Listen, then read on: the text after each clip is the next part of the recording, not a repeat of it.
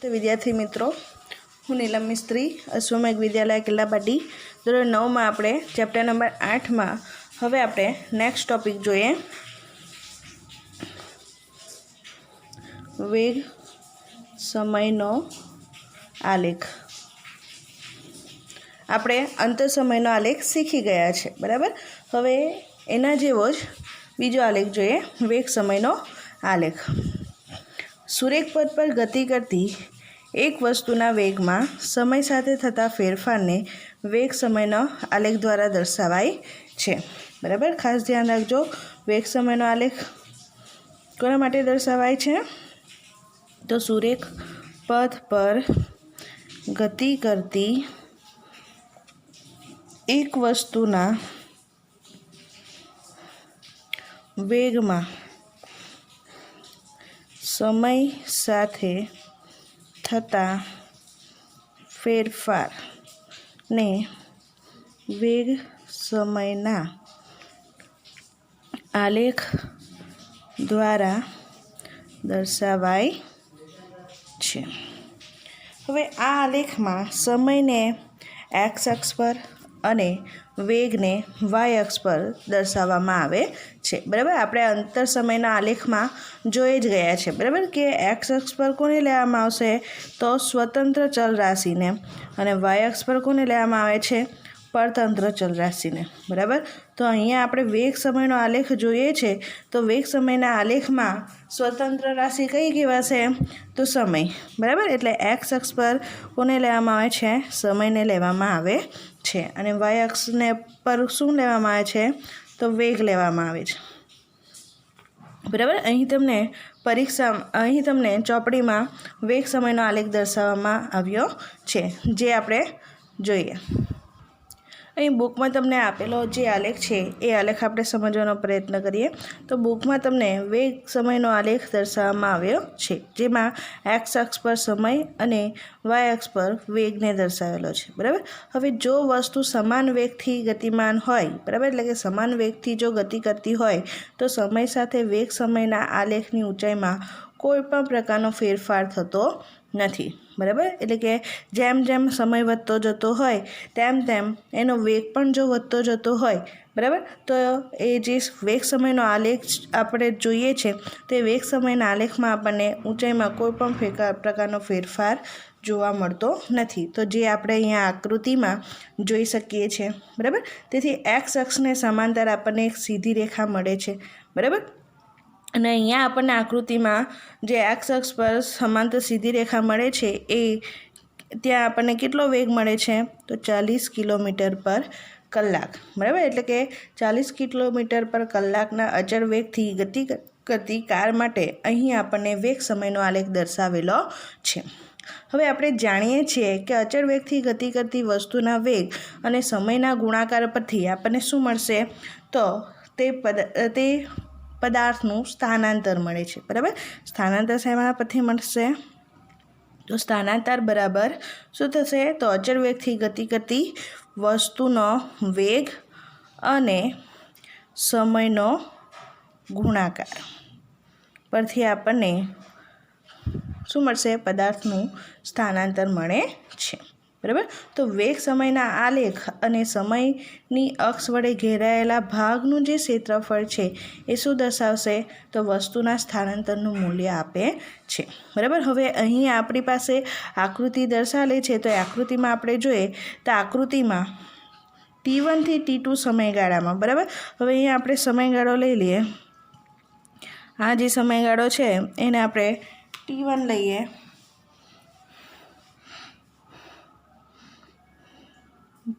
બરાબર. અને અહીંયા જે સમયગાળા આપણને મળશે એ સમયગાળાને આપણે T2 લઈએ, ઓકે. તો T1 થી T2 સમયગાળા દરમિયાન કાર દ્વારા કપાયેલું જે અંતર છે એને શોધવા માટે આપણે શું કરવું પડશે? તો T1 અને T2 સમયને અનુરૂપ બિંદુઓથી આપણે શું કરવા પડશે? લંબ દોરવા પડશે, બરાબર. હવે આ T1 બિંદુ છે તો અહીંયાથી આપણે આ રીતે એક લંબ દોરીએ, બરાબર, એક્સ અક્ષને લંબ. એવી રીતે T2 પરથી એક્સ અક્ષને એક બીજો લંબ દોરીએ, બરાબર. તો આપણને શું મળી જશે? એક લંબચોરસ મળે છે, બરાબર. નામ આપીએ તો અને બિંદુ A, B, C અને D, બરાબર. તો અહીં જે આપણને પદાર્થ દ્વારા થયેલું જે સ્થાનાંતર મળશે એ સ્થાનાંતર શેના પરથી મળશે? તો T1 અને T2 સમયગાળામાં પદાર્થ જે અંતર કાપે છે એ અંતર દ્વારા આપણને શું મળશે? સ્થાનાંતર મળશે, બરાબર. અને એ અંતર કોણ આપે છે? તો આ જે લંબચોરસ ભાગ મળે છે, લંબચોરસ ભાગનું જે ક્ષેત્રફળ મળે છે એનું જે મૂલ્ય મળશે એ શું આપશે? વસ્તુના સ્થાનાંતરનું આપણને મૂલ્ય આપશે, બરાબર. હવે આકૃતિ દ્વારા આપણે T1 થી T2 સમયગાળા દરમિયાન કાર દ્વારા જે કપાયેલું અંતર છે એ શોધવા માટે આપણે T1 અને T2ને અનુરૂપ બિંદુઓ પરથી આલેખ પર લંબ દોરીએ તો આપણને 40 કિલોમીટર પર કલાકના વેગથી ઊંચાઈએ AC મળે છે, બરાબર, અથવા તો BD, બરાબર. જે લંબ મળે છે એ આપણને કેટલો મળે છે? AC અથવા તો BD, બરાબર. જે શું છે? ઊંચાઈ છે, બરાબર. તો એને આપણે AC અથવા BD વડે દર્શાવીએ છીએ. તથા સમય જે મળે છે એ સમય કેટલો છે? તો T2 માઇનસ T1, જે AB જેટલો, બરાબર. અહીંયા આ જે AB છે એ AB જેટલી લંબાઈ દર્શાવે છે, બરાબર. અથવા તો આપણે CD પણ કહી શકીએ એને, બરાબર. માટે T2 માઇનસ T1 સમયગાળામાં કાર દ્વારા કપાયેલું અંતર S આપણે કેવી રીતે શોધી શકીશું? તો એ લખીએ T2 માઇનસ T1 સમયગાળામાં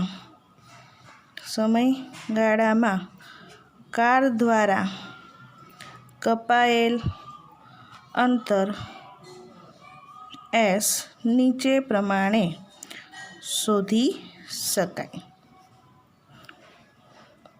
બરાબર. તો S બરાબર આપણને શું મળશે? તો S બરાબર આપણે જોઈ ગયા કે પદાર્થનો વેગ અને સમયનો ગુણોત્તર, બરાબર. તો પદાર્થનો વેગ આપણને કેટલો મળે છે? તો પદાર્થનો વેગ ઊંચાઈ જેટલો દર્શાવે છે, બરાબર. AC અથવા તો BD. અહીંયા આપણે AC લઈએ તો AC ગુણ્યા શું થશે? CD થશે, બરાબર. લંબાઈ જે સમયનો ગુણાકાર છે, સમય છે, ઓકે. હવે AC બરાબર કેટલા મળેલા છે? તો અહીંયા આપણે જોઈ શકીએ AC, તો અહીંયા આપણને કેટલું વેગ મળેલો છે? 40 કિલોમીટર પર કલાક. એટલે અહીંયા આપણે AC બરાબર 40 કિલોમીટર પર કલાક લઈએ ગુણ્યા CD. તો CD શું છે? T2 minus T1. તો અહીંયા આપણે લખીએ T2 માઇનસ T1 એ શું છે? સમય. શેમાં છે? કલાકમાં છે, ઓકે. હવે શું થશે? તો આ જે કલાક અહીંયા છેદમાં છે ને અહીંયા ગુણાકારમાં છે એટલે કેન્સલ થઈ જશે, બરાબર. એટલે આન્સર શું મળશે આપણને?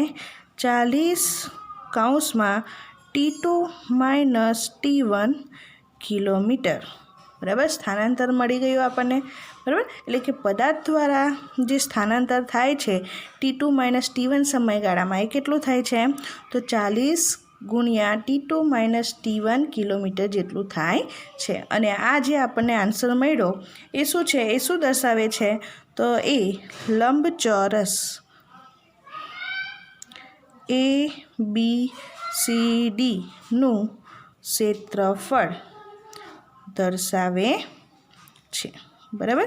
એટલે કે જો પદાર્થનો વેગ સમય સાથે સરખો જ વધતો હોય, બરાબર, એટલે આપણને જે આલેખ મળે છે એ આલેખમાં જે ઊંચાઈ મળે છે ઊંચાઈ કેવી હોય? સરખી જ હોય, બરાબર. એટલે તે સમયે આપણને જે આલેખ મળશે એ કેવો મળશે? તો એક્સ અક્ષને સમાંતર સીધી રેખા મળશે, બરાબર. તો ત્યારે આપણે જો પદાર્થનો સ્થાનાંતર શોધવું હોય તો પદાર્થનું સ્થાનાંતર કેવી રીતે મળશે? તો એની નીચે જે ઘેરાયેલો લંબચોરસ ભાગ મળે છે એ લંબચોરસ ભાગના ક્ષેત્રફળ જેટલું સ્થાનાંતર પદાર્થે કરેલું હોય છે. ખ્યાલ આવતો છે બધાને, બરાબર. એટલે અહીંયા આપણને પદાર્થનો વેગ એટલે કે કારનો વેગ કેટલો મળે છે? તો લંબચોરસ ABCDનું ક્ષેત્રફળ જેટલો, કારે કરેલું સ્થાનાંતર ABCDના ક્ષેત્રફળ જેટલું મળે છે, બરાબર. હવે આગળ જોઈએ. વેગ સમયના આલેખ દ્વારા આપણે અચળ પ્રવેગી ગતિનો અભ્યાસ પણ કરી શકીએ છીએ, બરાબર. હવે આ જે વેગ સમયનો આલેખ છે એ વેગ સમયનો આલેખ દ્વારા આપણે કોનો અભ્યાસ? તો અચળ પ્રવેગી ગતિનો પણ અભ્યાસ કરી શકીએ છીએ. બરાબર, એટલે પરીક્ષામાં તમને 2 પ્રકારે થિયરી પૂછાય અને આ અચળ પ્રયોગી ગતિ એ ખાસ પૂછાય છે. IMP અચળ પ્રયોગી ગતિ માટે વેગ સમયનો આલેખ સમજાવો. બરાબર, તો ખાસ ધ્યાન રાખજો. તો વેગ સમયના આલેખ દ્વારા આપણે અચળ પ્રયોગી ગતિનો પણ અભ્યાસ કરી શકીએ છીએ.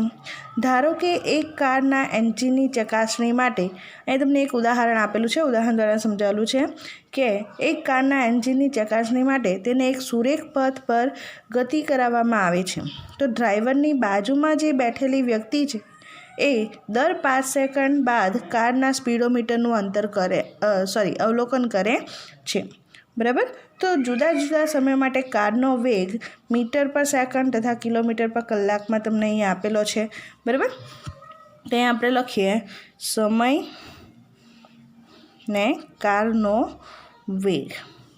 બરાબર, અહીંયા મીટર પર સેકન્ડમાં અને અહીંયા કિલોમીટર પર કલાકમાં. સમય જોઈએ તો 0 સેકન્ડમાં કેટલા મીટર? તો 0 મીટર અને કિલોમીટરમાં પણ 0. બરાબર, પછીની 5 સેકન્ડમાં 2.5 મીટર પર સેકન્ડ અને 9 કિલોમીટર પર કલાક. પછીની ફરીથી 5 સેકન્ડ એટલે કે 10 સેકન્ડમાં 5.0 અને અહીંયા આવશે 18. પછીની 15 સેકન્ડમાં 7.5 અને અહીંયા આવશે 27. 20 સેકન્ડમાં 10.0 અહીંયા આવશે 36. 25 સેકન્ડમાં 12.5 45 અને 30 સેકન્ડમાં 15 અહીંયા આવશે 54. બરાબર, તો કારમાં જે ડ્રાઇવિંગ કરે છે, ડ્રાઇવિંગ કરનારની બાજુમાં બેઠેલા વ્યક્તિ દ્વારા સ્પીડોમીટરમાં જોઈને લેવામાં આવેલા અવલોકન અહીંયા દર્શાવેલા છે, જે તમને ચોપડીમાં કોષ્ટકમાં આપેલું જ છે. ઓકે, તો અહીં જો આપણે આ કિસ્સામાં કારની ગતિ માટે વેગ સમયનો આલેખ દોરીએ તો કેવો મળશે આલેખ? આપણે જોઈએ.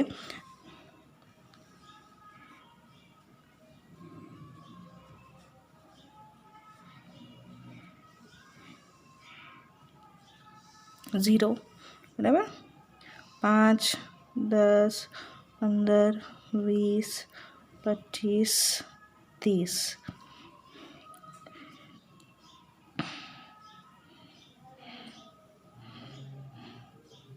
બે, 4, 6, 7, 8 6, 8, 10, 12, 14. ઓકે, આપણે મીટર પર સેકન્ડની ગણતરીમાં લેશું. બરાબર, તમે કિલોમીટર પર કલાકને પણ લઈ શકો છો. ચાલો, હવે અહીંયા 0 પર તો 0 છે. બરાબર, 5 સેકન્ડમાં 2.5. બરાબર, એટલે કે 2 થી થોડુંક ઉપર આવશે. ઓકે, પછી 10 સેકન્ડમાં 5 પર એટલે કે 4 અને 6ની વચ્ચે. પછી 15 સેકન્ડમાં 7.5 એટલે કે 6 વચ્ચે આવશે એટલે 7 અને એનાથી થોડું ઉપર. 20 સેકન્ડમાં 10 પર આવશે. બરાબર, 25 સેકન્ડમાં 12.5 અને 30 સેકન્ડમાં 15 પર. બરાબર, આ રીતે. બરાબર, તો હવે દરેક બિંદુને જો આપણે જોડીએ તો દરેક બિંદુને જોડતા આપણને કંઈક આ પ્રકારનો આલેખ મળશે. બરાબર, તો એટલે જો પ્રવેગી ગતિ માટે વેગ સમયનો આલેખ દોરવામાં આવે તો એ આલેખ આપણને કેવો મળે છે? તો આલેખનો આકાર આપણને દર્શાવે છે કે સમાન સમયગાળામાં વેગમાં થતો જે ફેરફાર છે એ પણ કેવો છે? સમાન છે. બરાબર, અને એટલા જ માટે આપણને જે આલેખ મળે છે કેવો મળે છે? સીધી રેખા મળે છે. બરાબર, આમ બધા જ પ્રકારની જે અચળ પ્રયોગી ગતિ હોય છે એના માટે વેગ સમયનો આલેખ હંમેશા આપણને કેવો મળશે? સીધી રેખા મળે છે. બરાબર, હવે તમે વેગ સમયના આલેખ દ્વારા જો કાળ દ્વારા કપાયેલું અંતર પણ તમે માપી શકો છો, બરાબર. તો જો કાળ દ્વારા કપાયેલું અંતર આપણે શોધવું હોય તો કેવી રીતે શોધી શકીએ? તો વેગ સમયના આલેખની નીચેના જે ઘેરાયેલો ભાગ છે એ ઘેરાયેલા ભાગનું જે ક્ષેત્રફળ મળે છે એ આપણને આપેલા સમયગાળામાં કાળ દ્વારા કપાયેલું અંતર દર્શાવે છે, બરાબર. જો કાર અચર વેગથી ગતિ કરતી હોય તો આલેખમાં દર્શાવેલો ભાગ ABCD, બરાબર. અહીંયા આપણે આલેખમાં ABCD ભાગ દર્શાવીએ તો અહીંયા આપણે આલેખમાં ABCD ભાગ દર્શાવ્યો છે, નામ આપી દઈએ ABCD અને અહીંયા E, બરાબર. તો આલેખમાં દર્શાવેલો જે ભાગ ABCD છે, ABCD તેણે કાપેલું અંતર દર્શાવે છે, બરાબર. પરંતુ કારનો વેગ પ્રવેગી ગતિના કારણે બદલાય છે, બરાબર. અને એના કારણે શું થશે? તો કાર દ્વારા કપાયેલું જે અંતર છે S એ વેગ સમયના આલેખમાં દર્શાવેલ જે ABCDE ભાગ છે એના ક્ષેત્રફળ દ્વારા આપણે મેળવી શકીએ છીએ, બરાબર. એટલે કાર દ્વારા કરાયેલું જે સ્થાનાંતર હોય છે તો એ સ્થાનાંતર શોધવા માટે આપણે શું કરવું પડશે? તો સ્થાનાંતર S = ચતુષ્કોણ ABCDEનું ક્ષેત્રફળ, આ રીતે આપણે શોધી શકીશું, બરાબર. હવે ચતુષ્કોણ ABCDEનું ક્ષેત્રફળ જોઈએ તો એમાં ચતુષ્કોણ ABCD છે અને ત્રિકોણ ADE છે, બરાબર. તો એ બંનેના ક્ષેત્રફળ આપણે શોધીએ અને એનો સરવાળો કરીએ તો આપણને ચતુષ્કોણ ABCDEનું ક્ષેત્રફળ મળી જશે, બરાબર. એટલે અહીંયા આપણે લખીએ S = ચતુષ્કોણ, અથવા તો તમે લંબચોરસ પણ લખી શકો છો, બરાબર. લંબચોરસ ABCDનું ક્ષેત્રફળ વત્તા ત્રિકોણ ADEનું ક્ષેત્રફળ,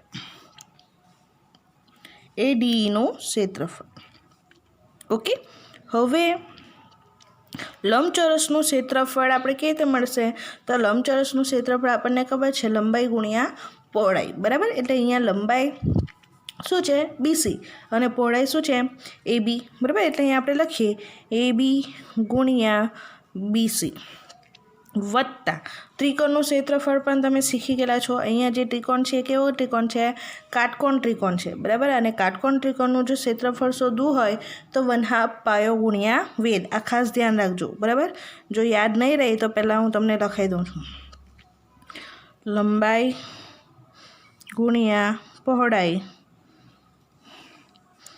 વત્તા 1/2 પાયો ગુણ્યા વેધ, બરાબર. અહીંયા લંબાઈ એટલે કે BC અને પહોળાઈ એટલે કે AB. તો તમે AB ગુણ્યા BC પણ લખી શકો અથવા તો BC ગુણ્યા AB પણ લખી શકો, બરાબર. વત્તા 1/2 પાયો શું છે? તો પાયો એ નીચેનો ભાગ આવે, બરાબર. અને કાટકોણ ત્રિકોણમાં નીચેની જે બાજુ છે એ કઈ છે? AD, બરાબર. એટલે 1/2 AD ગુણ્યા ઊભી લાઈન, એને શું કહેવાય? વેધ કહેવાય, બરાબર. તમે મેથ્સમાં શીખેલા જ હશો, ઓકે. તો વેધ કયો મળશે આપણને? DE, okay. એટલે અહીંયા આપણે લખી શકીએ AB ગુણ્યા BC વત્તા 1/2 AD ગુણ્યા D, બરાબર. તો આ જે મળ્યું આપણને શું મળ્યું? કાર દ્વારા કરાયેલું સ્થાનાંતર મળ્યું, બરાબર. તે આ જે મળે છે એ શું દર્શાવે છે? તો ABCDEનું ક્ષેત્રફળ દર્શાવે છે, બરાબર. ખ્યાલ આવતો છે ને બધાને, બરાબર. આમ નિયમિત પ્રવેગી ગતિ માટેનો જે વેગ સમયનો આલેખ છે તો એ વેગ સમયના આલેખ દ્વારા આપણે પદાર્થ દ્વારા કરાયેલું જે સ્થાનાંતર શોધવું હોય તો સ્થાનાંતર કેવી રીતે શોધી શકાશે? તો આલેખની નીચે ઘેરાયેલો જે ભાગ છે એ ઘેરાયેલા ભાગનું જે સ્થાનાંતર છે એ શું આપે છે? પદાર્થે કરેલું સ્થાનાંતર આપે છે, ઓકે. હવે આ જ રીતે આપણે અનિયમિત પ્રવેગી ગતિના કિસ્સામાં પણ વેગ સમયનો આલેખ આપણે દોરી શકીએ છીએ, બરાબર. પરંતુ આ જે વેગ સમયનો આલેખ છે એ ગમે તે આકારનો હોઈ શકે છે, બરાબર. અહીંયા આપણે જોઈએ, તમને ચોપડીમાં આપેલું જ છે, તમે જોઈ શકો છો. બરાબર, કે અનિયમિત પ્રકારની જે ગતિ હોય છે એ અનિયમિત પ્રકારની પ્રવેગી ગતિમાં વેગ સમયનો આલેખ. બરાબર, તો કેટલીક વાર એવું થાય જ્યારે વાહનને આપણે બ્રેક મારીએ છીએ ત્યારે શું થશે, તો ત્યારે પણ પદાર્થ પ્રતિપ્રવેગી ગતિ કરે છે. બરાબર, તો ત્યારે એના વેગમાં શું થશે, જેમ જેમ સમય વધતો જશે તેમ તેમ એના વેગમાં ઘટાડો થતો જશે. બરાબર, એટલે પ્રારંભમાં એનો વેગ વધારે હોય છે, પરંતુ જેમ જેમ સમય વધતો જાય તેમ તેમ એના વેગમાં શું થાય, ઘટાડો થાય, અને એક સમયે એનો વેગ 0 થઈ જાય એટલે ત્યાં આપણું વાહન જે છે એ શું થઈ જશે, સ્ટોપ થઈ જશે. બરાબર, એ જ રીતે કેટલીક વાર આપણે ભીડવાળા રસ્તા પર કે પછી ખાડા ટેકરાવાળા રસ્તા પર ગતિ કરતા હોઈએ છીએ, તો તે સમયે કોઈક વાર આપણો વેગ વધારે હોય છે અને કોઈક વાર એ વેગમાં શું થશે, ઘટાડો થશે. બરાબર, તો તે સમયમાં આપણને આ પ્રકારની અનિયમિત પ્રવેગી ગતિ મળતી હોય છે. બરાબર, તો આમ અનિયમિત પ્રવેગી ગતિના કિસ્સામાં વેગ સમયનો જે આલેખ છે આપણને કેવો મળે છે, ગમે તે આકારનો મળે છે. આમ અહીંયા તમને કીધું છે આકૃતિ એ માં વેગ સમયનો આલેખ દર્શાવેલો છે, જે વસ્તુની ગતિ એવી છે કે વેગ એ સમય સાથે ઘટતો જાય છે. બરાબર, જ્યારે આકૃતિ બીમાં આપણને કોઈ વસ્તુના વેગમાં અસમાન ફેરફાર વેગ સમયના આલેખમાં દર્શાવેલો છે. બરાબર, અને આ આલેખનું અર્થઘટન કરવાનો તમારે પ્રયત્ન કરવાનો છે. તો એ તો મેં તમને સમજાવ્યું જ છે. બરાબર, કે અહીંયા પણ શું થાય છે, તો જેમ જેમ સમય વધતો જાય છે તેમ તેમ એના વેગમાં શું થતો જાય છે, ઘટાડો થતો જાય છે. બરાબર, અને અહીંયા આપણને શું જોવા મળે છે, તો અસમાન સમયગાળામાં એનો જે વેગમાં ફેરફાર થાય છે એ પણ કેવો હોય છે, સમાન હોતો નથી. કેવો હોય છે, અસમાન હોય છે. હવે આપણને અહીંયા એક પ્રવૃત્તિ આપી છે, તો એ પ્રવૃત્તિ પણ આપણે સમજી જ લઈએ. પ્રવૃત્તિ 8.9માં તમને કીધું છે કે એક ટ્રેનના 3 સ્ટેશન A, B અને C પાસે આગમન અને પ્રસ્થાનના સમય તથા સ્ટેશન B અને Cના સ્ટેશન એથી અંતર કોષ્ટકમાં તમને દર્શાવેલા છે. સ્ટેશન B અને Cના એથી અંતરો તથા ટ્રેનના આવવા જવાનો સમય પણ આપેલો છે. બરાબર, સ્ટેશન A અંતર છે 0, આવવાનો સમય 8 અને 8.15 જવાનો સમય. સ્ટેશન B અંતર છે 120, આવવાનો સમય 11:15, જવાનો સમય 11:30. સ્ટેશન છે C 180 કિલોમીટર, આવવાનો સમય 13 એટલે કે 1 વાગે અને જવાનો સમય 13:15 એટલે કે 1:15. હવે કોઈપણ 2 સ્ટેશનોની વચ્ચે ટ્રેનની ગતિ અચળ છે તેમ સ્વીકારી લઈને વેગ સમયનો આલેખ દોરો અને તેનું અર્થઘટન કરો. તો આપણે આલેખ દોરવાનો પ્રયત્ન કરીએ. એક્સ અક્ષ અને વાય અક્ષ દર્શાવીએ. મેં અહીંયા ફૂટપટ્ટીનો ઉપયોગ નથી કરતી, પણ તમે જ્યારે પણ આલેખ દોરો તો ફૂટપટ્ટીનો ઉપયોગ કરવાનો રહેશે. બરાબર, ચાલો હવે આ જે એક્સ અક્ષ છે એના પર આપણે સમય દર્શાવશું અને વાય અક્ષ છે એના પર આપણે અંતર દર્શાવશું. બરાબર, અંતર આપણને કિલોમીટરમાં આપેલું છે અને સમય જે આપણને આપેલો છે એ શેમાં આપેલો છે, તો સમય આપણને આપેલો છે કલાકમાં, આર્ટ્સમાં. ઓકે, ચાલો હવે અહીંયા આપણને 8 વાગ્યાથી આપેલું છે. બરાબર, એટલે કે અહીંયા આપણે જે ઉગમ બિંદુ છે ત્યાંથી આપણે 8 કરી દઈએ. બરાબર, પછી કરીએ આપણે અહીંયા 9 વાગ્યા, 10, 11,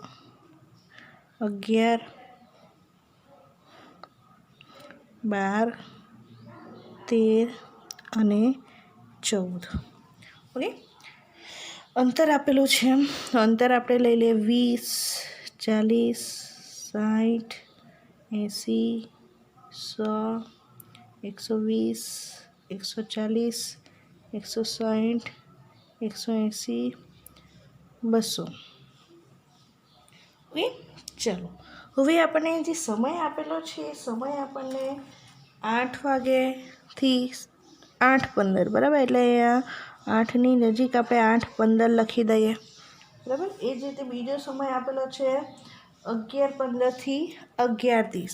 બરાબર, એટલે અહીંયા 11ની બાજુમાં આપણે 11:15થી 30 લઈ લઈએ, બરાબર. ત્યાર પછી આપણને આપેલો છે 13 થી 13 15, એટલે 13ની બાજુમાં 13 15 લઈ લઈએ આ રીતે, બરાબર. આ રીતે આપણે લખી દીધું છે. ઓકે, હવે આપણે જોઈએ તો ટ્રેન 0 થી સ્ટેશન એ પર 0 મીટર અંતર છે, બરાબર. તો તે સમયનો આવવાનો સમય કેટલો છે? 8 વાગે, અને જવાનો સમય કેટલો છે?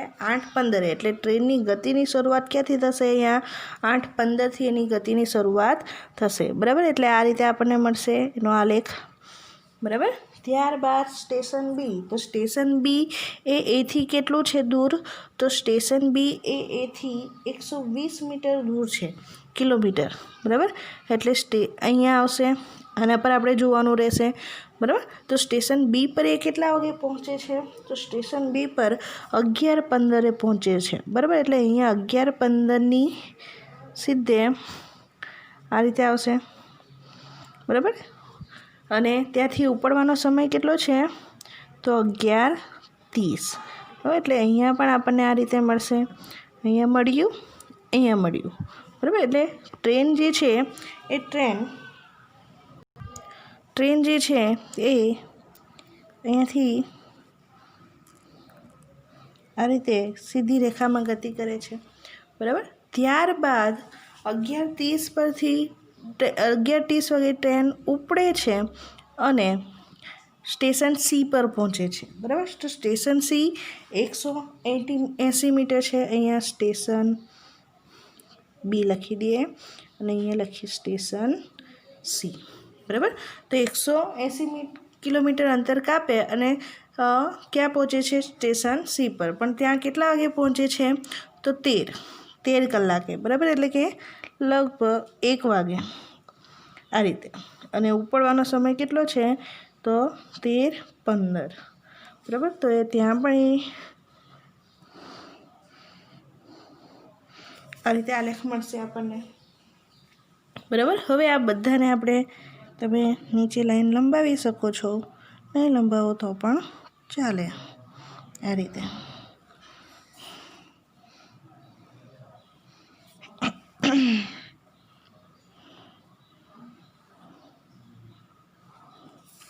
આ રીતે, ઓકે. તો આ આપણને આલેખ મળી ગયો. હવે આપણને એવું કીધું છે કે કોઈપણ બે સ્ટેશનો વચ્ચે ટ્રેનની ગતિ અચળ છે તે સ્વીકારી લઈ સમય વેગનો આલેખ દોરો અને તેનું અર્થઘટન કરો. તો પહેલાં આપણે જોઈએ કે અચળ ગતિ કેવી રીતે મળશે. તો અહીંયા આપણે જોઈએ કે સ્ટેશન એ થી બી, બરાબર. સ્ટેશન એ થી બી સુધીનું જે અંતર છે કેટલું છે? 120 કિલોમીટર, બરાબર. અને એ 120 કિલોમીટર અંતર કાપવા માટે એને સમય કેટલો લાગે છે? તો એ 8:15થી શરૂઆત કરે છે અને પહોંચે છે કેટલા વાગે? 11:15, બરાબર. એટલે કેટલા કલાક થશે? તો 8:15થી 9:15 1 કલાક, 9:15થી 10:15 2 કલાક, અને 10:15થી 11:15 3 કલાક, બરાબર. એટલે 120 કિલોમીટર જેટલું અંતર કાપવા માટે એને સમય કેટલો લાગે છે? 3 કલાક જેટલો સમય લાગે છે, બરાબર.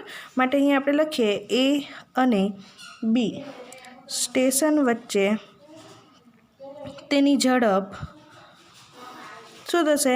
v = અંતર ભાગ્યા સમય, બરાબર. અંતર કેટલું કાપે છે? 120 કિલોમીટર, અને સમય કેટલો છે? 3 કલાક, બરાબર. 3 ચોક 12 થશે, એટલે કે 40 કિલોમીટર પર કલાક, બરાબર. એટલે એથી સ્ટેશન બી સુધી પહોંચવા માટે ટ્રેનની જે ઝડપ છે એ કેટલી હોય છે? 40 કિલોમીટર પર કલાક, બરાબર. એ જ રીતે સ્ટેશન બીથી સી પર પહોંચવા માટે કેટલું અંતર કાપે છે? તો અહીંયા 120થી 140, એટલે કે 20, 40 અને 60. ખ્યાલ આવતો છે ને? જો એમ નહીં ખ્યાલ આવે તો 180માંથી 120 બાદ કરો તો કેટલા મળશે? 60 મળશે, બરાબર. તો બી અને સી વચ્ચેનું જે અંતર છે કેટલું છે? 60 કિલોમીટર પર કલાક, બરાબર. અને એટલું અંતર કાપવા માટે એને કેટલો સમય લાગે છે? તો સ્ટેશન બી પરથી ટ્રેન કેટલા વાગે ઉપડે છે? એનો જવાનો સમય કેટલો છે? 11:30, બરાબર. અને પહોંચે છે કેટલા વાગે? 1, બરાબર. એટલે 11:30થી 12:30 1 કલાક થશે. અને 12:30 પછી 1 કલાક એટલે કે 1.5 કલાકે એટલે કે 1.5 કલાકમાં ટ્રેન બી થી સી પર પહોંચે છે, બરાબર. એટલે અહીંયા આપણે લખીએ બી અને સી સ્ટેશન વચ્ચે તેની ઝડપ શું થશે? v = અંતર ભાગ્યા સમય. ઓકે, અંતર કેટલું છે? 60 કિલોમીટર અને સમય કેટલો છે? 1.5 કલાક, બરાબર. હવે આને આપણે આ રીતે પણ લખી શકીએ 60 ભાગ્યા 15/10, બરાબર. તો આ 10 ઉપર જશે, બરાબર. એટલે 60 ગુણ્યા 10 ભાગ્યા 15, તો 15 ચોક 60 થશે, બરાબર. એટલે 4 ગુણ્યા 10 તો કેટલા થાય? 40 કિલોમીટર પર કલાક, બરાબર. તો આ એ થી બી સ્ટેશન વચ્ચે ટ્રેનની ઝડપ કેટલી હતી? 40 કિલોમીટર પર કલાક. અને બી થી સી સ્ટેશન વચ્ચે ટ્રેનની ઝડપ કેટલી હતી? 40 કિલોમીટર પર કલાક, બરાબર. એટલે એનો મિનિંગ એવો થઈ ગયો કે જ્યારે પણ પદાર્થની ગતિ નિયમિત હોય ત્યારે અંતર સમયનો જે આલેખ મળે છે આપણને કેવો મળે છે? અહીંયા આલેખ પણ આપણને કેવો મળ્યો છે? સુરેખ મળ્યો છે, બરાબર. એટલે પદાર્થની ગતિ જો નિયમિત હોય તો અંતર સમયનો આલેખ પણ આપણને સુરેખ જ મળે છે. અને સુરેખનો જે ઢાળ આપણને મળે છે એ ઢાળ પદાર્થનો વેગ દર્શાવે છે, કારણ કે પદાર્થ સુરેખ પદ પર એક જ દિશામાં અચળ ઝડપે ગતિ કરતું હોય છે. ખ્યાલ આવ્યો ને બધાને? ઓકે, નેક્સ્ટ લેક્ચરમાં આપણે બીજી પ્રવૃત્તિ જોઈશું. Thank you.